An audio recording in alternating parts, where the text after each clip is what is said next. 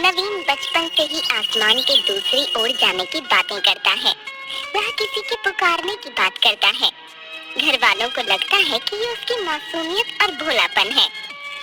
माँ, आसमान के उस ओर क्या है?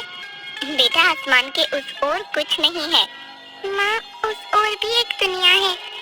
नहीं बेटा, इंसान आज तक वहाँ नहीं पहुँच पाया है।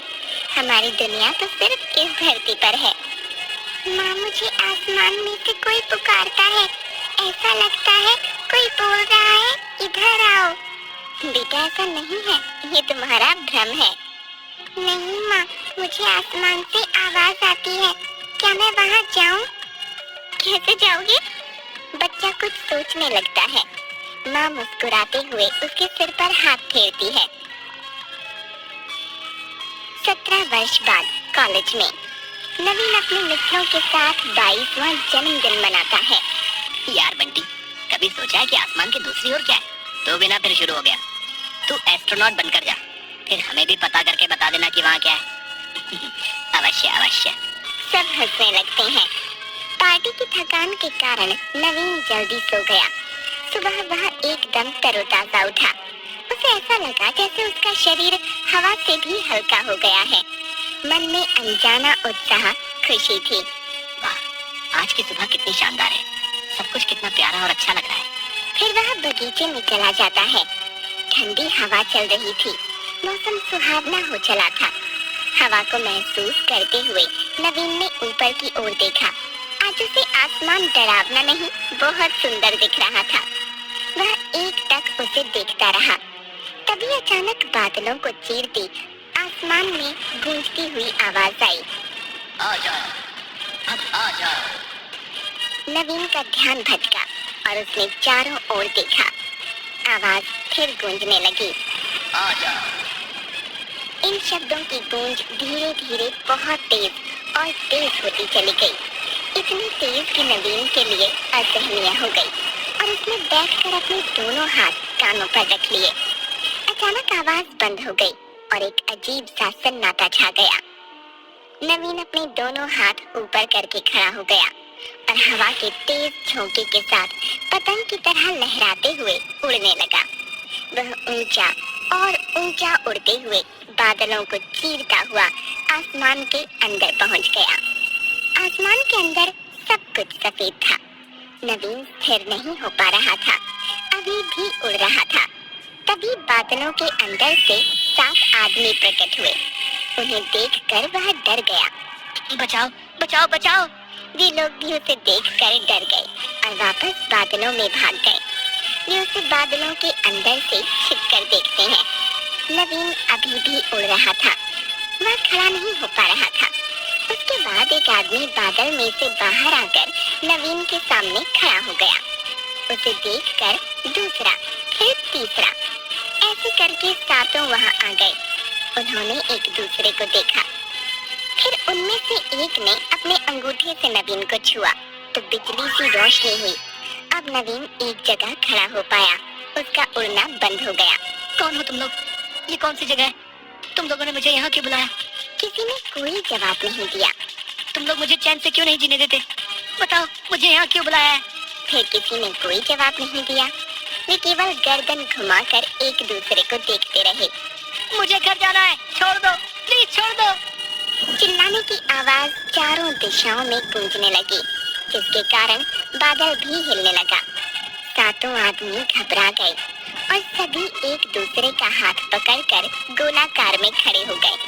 नवीन को कुछ समझ नहीं आ रहा था कि ये सब आखिर हो क्या रहा है। वह बेचारा अपने सिर पर हाथ रखकर रोने लगा। तब उन 7 में से एक आदमी बिल्कुल उसके चेहरे के पास आया और उसे घूरने लगा। वह भागकर बादल के अंदर गया और एक बूढ़े आदमी के साथ वापस आया। नवीन उन्हें देखकर फिर चिल्लाया। बादल हिलने लगा। बूढ़े आदमी को छोड़कर बाकी सब घबराकर बादल के अंदर भाग गए। बूढ़े आदमी ने नवीन को मुंह पर उंगली रखने का संकेत किया। फिर वह उसके पास गया और अपना एक हाथ उसके सिर पर रखकर उसने अपनी आंखें बंद कर लीं। बिजली सी एक तेज रोशनी हुई। बूढ़े आदमी ने आंखें खोली। क्या नाम है तुम्हारा? मेरी बात समझ सकते हो? हाँ, मैंने तुम्हारे सिर पर हाथ रखकर अपनी शक्ति से तुम्हारी भाषा सीख ली है और अब मैं तुम्हारी बात समझ सकता हूँ, पर बाकी लोग नहीं। ये कौन सी जगह है? मुझे अपने घर जाना है। जाओ, किसने रोका है? कैसे जाऊँ? ये कौन सी जगह है? मैं यहाँ कैसे आया? आदमी अपनी आंखें बंद करके सब कुछ जान जाता है। तुम धरती पर रहने वाले इंसान हो, इसलिए तुम्हें सब अजीब लग रहा है। मुझे कुछ समझ नहीं आ रहा। ये आसमान और बादलों की दुनिया है, ये हमारी दुनिया है। यहाँ इंसानों का कोई काम नहीं। मैं वापस कैसे जाऊँ? तुम अभी नहीं जा सकते। मतलब? जिस काम के लिए तुम्हें यहाँ बुलाया गया है, वो किए बिना तुम वापस नहीं जा सकते। तुम हवा के रास्ते से यहाँ आए हो, पर अब तुम में जाने की शक्ति नहीं है। चाहो तो कोशिश करके देख लो। नवीन अपने दोनों हाथ ऊपर करके उड़ने का प्रयास करता है, पर उड़ नहीं पाता। अब मैं क्या करूं? जिसकी आकर्षण शक्ति से तुम यहाँ आए हो, उन्हीं की मर्जी से तुम अपनी दुनिया में वापस जाओगे। सुनकर नवीन हैरान हो जाता है। क्या? ध्यान से सुनो। तुम्हें बचपन से आसमान से किसी के पुकारने की आवाज आती है।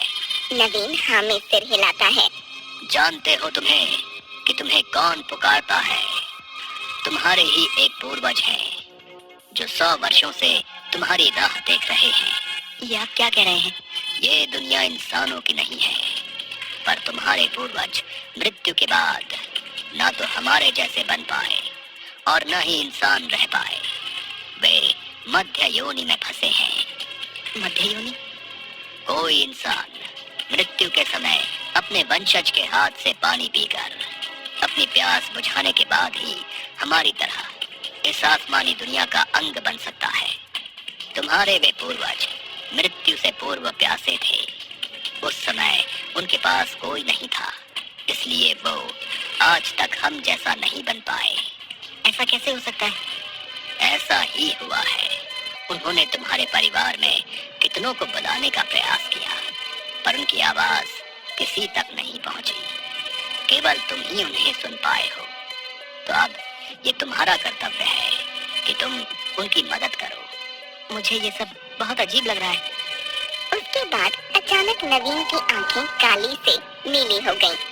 उन्हें देखकर आदमी कहता है, तुम्हारी आंखें नीली हो गई हैं, यानी अब तुम उनसे मिल सकते हो। चलो मेरे साथ। वह नवीन को बादलों के अंदर ले जाता है। सब कुछ दूधिया सफेद, एकदम पवित्र, निर्मल। यहाँ बहुत शांति है। आदमी मुस्कुरा देता है। सामने से सफेद धुआं उड़ता है और उसमें से एक नवीन जैसा दिखने वाला, मूंछों वाला, नीली आंखों वाला आदमी प्रकट होता है। यही है तुम्हारे पूर्वज। जाओ, उन्हें पानी पिलाओ। नवीन उनके पास जाकर सब कुछ भूलकर बस उन्हें देखता रह जाता है। उन्हें पानी पिलाओ। नवीन को सहसा एक झटका लगता है और उसे होश आता है। वह बादलों को छूकर अपनी अंजुली में पानी भरकर उन्हें पिलाता है। पानी पीने के बाद बादल जोर से हिलता है। उसके रुकने पर पूर्वज की आंखें लाल हो जाती हैं, मूंछें गायब हो जाती हैं और वह बाकी आसमानी लोगों जैसा बन जाते हैं। नवीन की आंखें भी पहले की तरह काली हो जाती हैं। बाबा, क्या मैं आपके लिए कुछ और कर सकता हूँ? पूर्वज की नीली आंखें लाइट की तरह जलने बुझने लगती हैं। तुम चाहो तो इन्हें मुक्ति दिला सकते हो। कैसे? बताइए, मुझे क्या करना होगा? तुम्हें मेरा एक रहस्य पता करना पड़ेगा, जो मेरे मरने पर मेरे साथ ही चला गया। कैसा रहस्य? वो तुम्हें खुद पता करना होगा। नवीन हाँ में सिर हिलाता है। अब इसके जाने का समय हो गया है, ये और यहाँ नहीं रह सकता। आदमी हाँ में सिर हिलाता है। आदमी नवीन के सिर पर हाथ रखता है और तेज रोशनी होती है।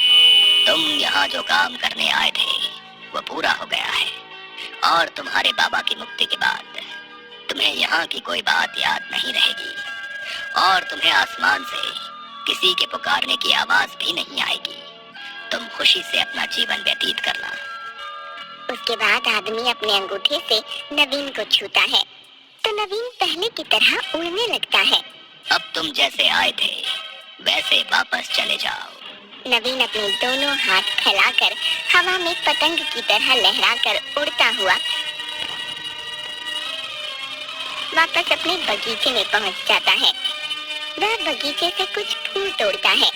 एक कलश में पानी भरकर वे फूल उसमें डालकर आंखें बंद करके बादलों में खड़े पूर्वज का ध्यान करके उसे एक पौधे के पास रख देता है।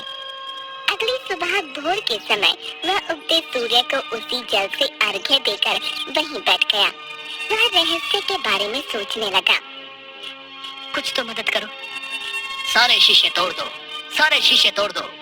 नवीन इस बारे में सोचने लगता है पर उसे कुछ समझ नहीं आता। तभी माली आकर उससे माँ के बारे में पूछता है। माँ घर में नहीं है, वो पुरानी हवेली गई है। पुरानी हवेली? हाँ, पुरानी हवेली, शायद वहाँ कुछ मिले। नवीन पुरानी हवेली के हर कमरे में गया। उसे केवल 2 पुराने शीशे मिले पर उन्हें तोड़ने से कुछ नहीं हुआ। नवीन हताश होकर हवेली में घूम रहा था। तभी उसे नीचे की ओर जाती हुई सीढ़ियां दिखाई दी। सीढ़ियों के नीचे बने कमरे को जब उसने खोला तो वह हैरान रह गया। कमरे की सभी दीवारें शीशों से आच्छादित थीं। एक एक कर उसने ज्यादातर शीशे तोड़ दिए पर कुछ नहीं हुआ। वह हताश होकर धरती पर बैठ गया।